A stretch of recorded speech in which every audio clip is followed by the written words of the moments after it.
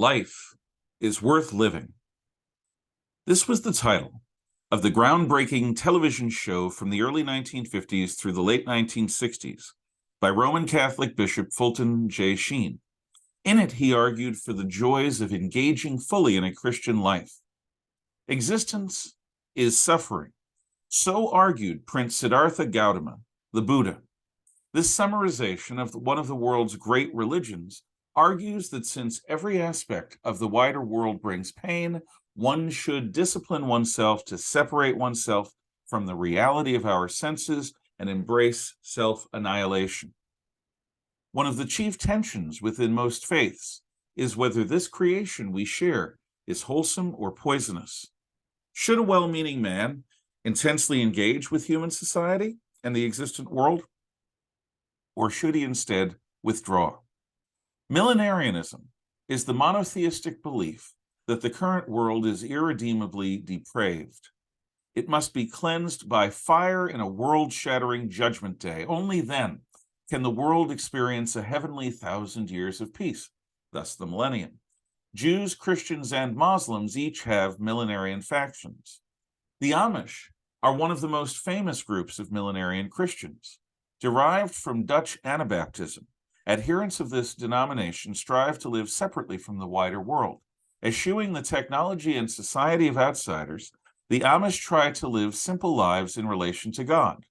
They await God's breaking into history to establish the new millennium of peace.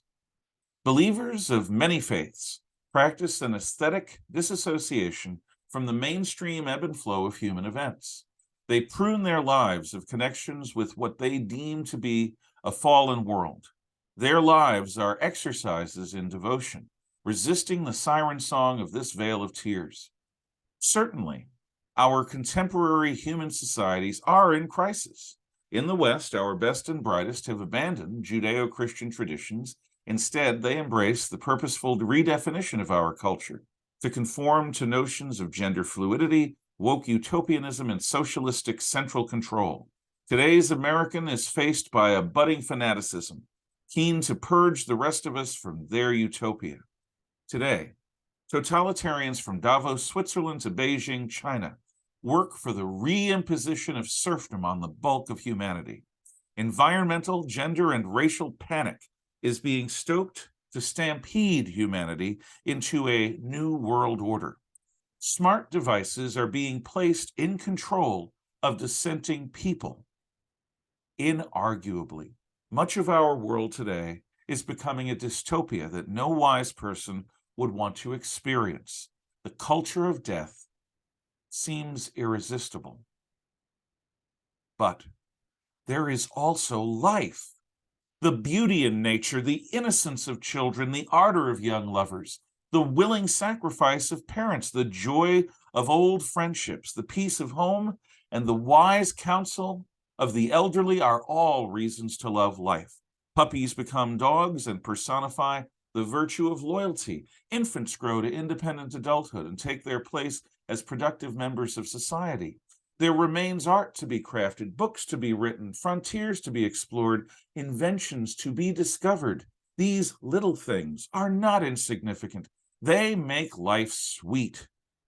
Despite the desires of humorless zealots everywhere, dogma is not reality. What is real is home, family, vacation, friends, hobbies, and all other parts of life that inspire hope, joy, purpose, and love. Existence may indeed involve suffering, but that pain comes from our love for others. Love is worth the pain of separation, and joy is worth the disappointments that often accompany it. To those who see this world as a trap for the soul, precisely how does evading life's experiences prepare the soul for a fulsome afterlife?